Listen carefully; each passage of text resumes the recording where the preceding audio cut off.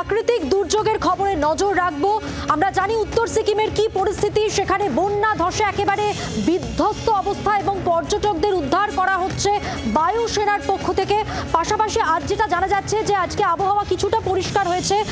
গত কয়েকদিন খারাপ আবহাওয়ার কারণে উদ্ধার কাজ ব্যাহত হয়েছিল। আজ আবহাওয়া পরিষ্কার হতেই নতুন করে পর্যটকদের এয়ারলিফট করার উদ্যোগ নেওয়া হয়েছে। আরো বিস্তারিত জানবো, আমাদের সঙ্গে টেলিফোন লাইনে রয়েছেন আমাদের প্রতিনিধি নারায়ণ সিংহ। নারায়ণ, উদ্ধার কাজ কিভাবে চলছে, কি জানতে পারছো?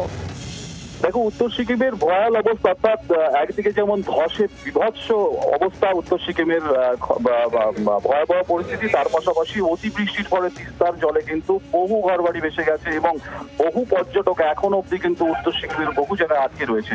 যদিও বাদ সাচ্ছিল ওয়েদার অতিবৃষ্টি।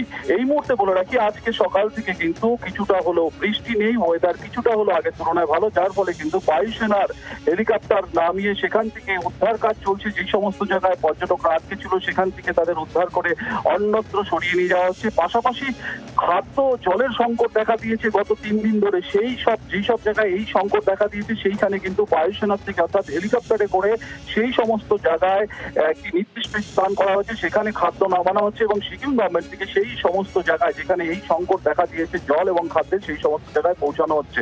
পাশাপাশি উদ্ধার কাজ চলছে। বায়ুসেনার হেলিকপ্টার গতকালও যেমন দেখা গেছে, গত পরশু দেখা গেছে, কিন্তু আজকের ওয়েদার ভালো থাকার ফলে পর্যটক যারা আটকে রয়েছে তাদের উদ্ধার করছে এবং এলাকাবাসী যেসব জায়গাতে বিধ্বস্ত সেই সমস্ত জায়গা থেকেও কিন্তু এলাকাবাসীকে উদ্ধার করে অন্যত্র জায়গায় সরিয়ে নেওয়া যাওয়ার ব্যবস্থা করছে। ধন্যবাদ নারায়ণ। কথা বললাম প্রতিনিধি নারায়ণ সিংহ রায়ের সঙ্গে। যে পরিস্থিতির কথা এই মুহূর্তে জানা যাচ্ছে সেখানে সবটাই আবহাওয়ার উপর নির্ভরশীল। আবহাওয়া আজ গত কয়েকদিনের তুলনায় পরিষ্কার রয়েছে, যে কারণেই পর্যটকদের এয়ারলিফট করার উদ্যোগ নেওয়া সম্ভব হয়েছে। গত কয়েকদিন খারাপ আবহাওয়া ছিল, উদ্ধার কাজ তাই জন্য ব্যাহত হয়েছিল।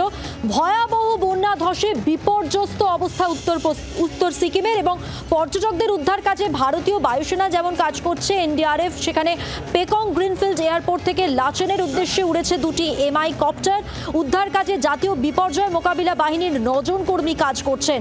সিকিম সরকারের বিদ্যুৎ বিভাগের একটি টিমও রয়েছে। আর বারবার যে কথা স্পষ্ট হচ্ছে যে খারাপ আবহাওয়ার কারণেই উদ্ধার কাজ ব্যাহত হয়েছে। আজ আবহাওয়া পরিষ্কার, তাই পর্যটকদের এয়ারলিফট করার উদ্যোগ ইতিমধ্যেই নেওয়া হয়েছে। বাংলার আওয়াজ, বাঙালির আবেগ, জি 24 ঘন্টা।